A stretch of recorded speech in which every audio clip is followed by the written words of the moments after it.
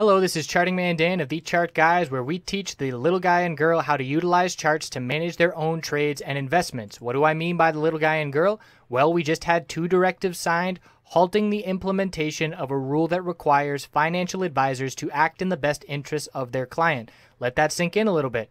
The big wigs on Wall Street can play with your retirement and hard-earned money without your best interests at heart.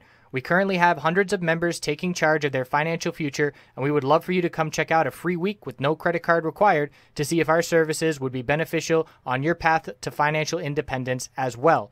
What we offer, we have a separate course of over 5 hours in length on when to enter and exit positions.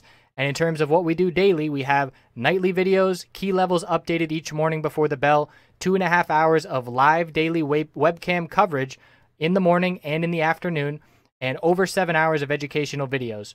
All of these links can be found in the description of this video. Come check us out. Thanks for watching. Let's get on to the technical analysis. Hello everybody, this is Charting Man Dan, going to do a video recap going over a video that an educational student, so to speak, put out. Many of you know Orion, but he is a newer trader that is putting out technical analysis videos, sort of documenting his journey as he learns technical analysis and starts to utilize it. He's using a small account and documenting his trades. So I went over one of his videos he put out with a recap on EMH and some of the daily charts he looked over, and then he looked at the 5-minute time frame and was highlighting a couple trades and a couple levels. So I'm going to go over the same thing and what stands out to me, what I would have done a little bit differently, and so on. And I will link his original video down in the description of this video if you want to check that out and see what this response is coming from. So first off, looking at EMH on the daily time frame, and we can see that we did get extended to the upside. I don't have the Bollinger Bands on this chart at the moment, but it was well above the upper Bollinger Band. And one thing that I use in my analysis time and time again is volume. Volume is extremely important, so I want to make sure that we are always recognizing what volume is happening, what kind of bull volume we're seeing on the way up, and what kind of bear volume we're seeing on the way down. So increasing bull volume on the way up was ideal for the bulls. The 3-gap up pattern is a bearish reversal pattern. It shows us that the bulls are getting extended to the upside. So once I see 3 gaps up in a row, that is when I start to get very cautious, look to keep a tighter stop loss, and look to be looking for that pullback. What also stands out here is the huge volume, much more significant than the bull volume for the bears once we started to pull back. And you can see the indication on that day. How did we know we were going to pull back that day? The inability to continue to higher highs. So that was the first day in 4 days that we had not gapped open. The high of the day was the open, and then the bears took over right away. And as soon as everybody saw in the first couple of minutes that we weren't going to break to a higher high, that is when they started locking in that profit. So it's important to really just visualize the psychology of what's going on with the herd of traders to start each day. And a lot of times you will see after a big bull run, if we do not have the ability to break to higher highs, that is when we see profit taking. And just thinking a scenario right off the top of my head, looking at Tesla on the daily time frame, obviously way different than a low cap Canadian MJ stock. Look at Tesla at the all-time high, 313.73. The day after that, the high of the day, or the open, was 313.38. The high of the day was 9 cents higher, and then we had a bearish day, and we pulled back for 2 days. And in that time, we dropped down 14, make that $17 in 2 days. So how did we know the top was hit there? We had that all-time high, 313.73, and we formed a lower high by 26 cents.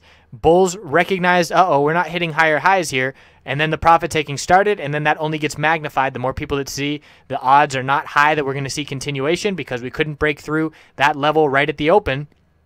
Then we see that profit taking. So that's a little bit of what was going on here on EMH on the daily time frame, magnified to the downside. We are seeing some lower wicks with bulls buying the dip the past 2 days, and it is on declining volume. That's another good thing that the bulls want to see. The bears really running out of steam to the downside as we do see volume decline. So our key support is the low of 147 from Thursday, and we'll see if the bulls can hold 147, and it's the exact opposite psychology. If the bulls can see that we can hold 147 in the first half hour or so of trading on Monday, that makes them more likely to jump back in, try and get a nice entry, and then have that level as a stop, because you want to put your stop loss below 147, because if we were going to continue to lower lows, we want to step back, reassess the situation, and look for a better entry, because we know our entry was a little bit too soon. So keeping an eye on that 147 level. So he then looked at the 5-minute time frame to highlight his bid. He had a bid set at 143. And looking back, he was looking back at this gap to fill on the 5-minute time frame, and that was at 149.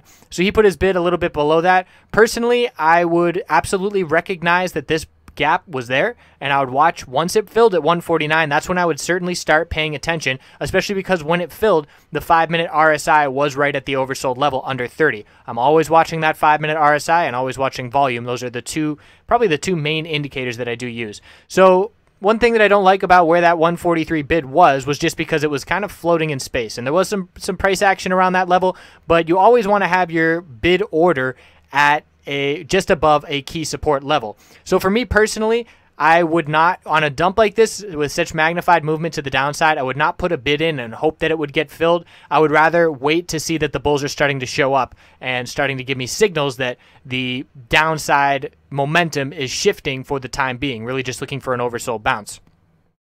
So another thing, obviously, that you want to have planned out before ever making a trade or ever placing a bid is what would your stop loss be if you were filled at 143, where would you exit? And again, you're using previous support levels to gauge where you would want to exit, and obviously what your sell target would be if you do get filled on a bounce to the way up.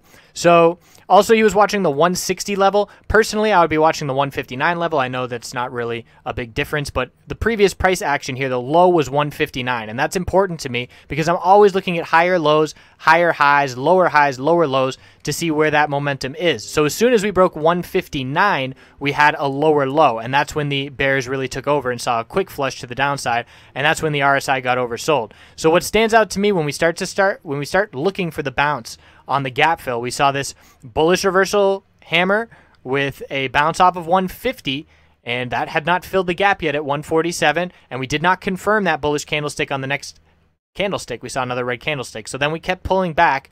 Now the gap has filled. Now we're starting to look for a bullish entry, and we had a big bullish reversal candlestick, a close at the high of the candlestick, and the difference this time compared to the last one 15 minutes ago was we confirmed that candlestick. 2 candlesticks in a row with a close at the high of the candlestick and some nice green follow through. So we did get a move up to 155. We then pulled back and tested 151 and held that support level and headed back up. So that tells me we consolidated, formed our higher low. The low of the day at this point was 147, and I take that back. That gap was actually at 149. Either way, the gap had filled. So the two levels that I would be watching that 15-minute bounce play out, very clearly we have a resistance at 155, and now we have our higher low of support at 151. So the bulls must hold 151 to keep progressing on this bounce. If we break 151 from this point, then we know the lower high, lower low pattern is likely to continue. So personally, we could be looking at a bullish entry after we saw this big bullish candlestick and we broke to a higher high the next candlestick. So let's say the high of this candlestick is 152. If we got in maybe at 153, and certainly 155 might not have been enough upside to sell on, so we would have a stop loss put in place on that 153 entry, and depending on how many shares you're playing with and what your risk tolerance is, we could put it below the low of the day, put it at 145 or so to give a little bit of wiggle room. So you're risking 8 cents, and if you had 1,000 shares, you're risking $80. 5,000 shares, you're risking $400. It's a little bit more risk than I would like to take on. So we could also utilize this low right here, and that's down at 150. It's a nice round psychological level. It's the low of the confirmation candlestick, and it's also the low of the bullish reversal hammer that almost saw the bottom there before heading back to the downside.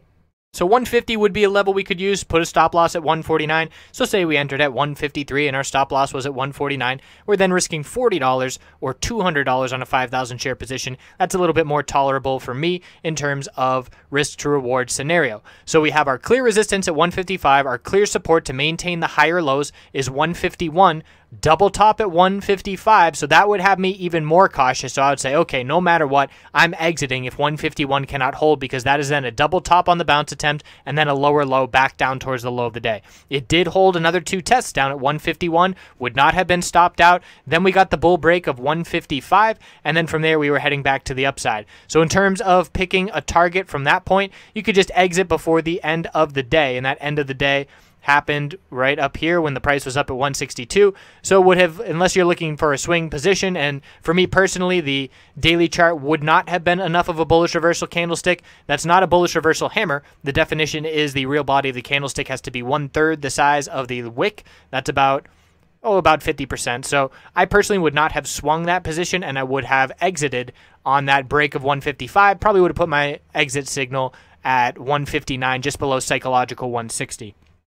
So it would have been a 6-cent share, and if you had, or a 6 cents gain, and if you had 5,000 shares, that would have been $300. So risking $200 to make $300, and that's really just running out of time at the end of the day, dictating when to exit. So that's a nice little setup. And again, I'm going to do these videos looking over Orion, one of Orion's videos. He puts them out almost every night, and going to really just give a review and try and act as a mentor, and hopefully we can all learn from this learning process going forward. So main takeaways: volume, always utilize volume in every kind of analysis, and also look for bullish reversal candlesticks and their confirmation to indicate that the downside momentum is shifting back to favor the bulls. And you can see we had no bullish reversal candlestick confirmation until the low of the day. So I appreciate you watching, and we'll check back in next weekend.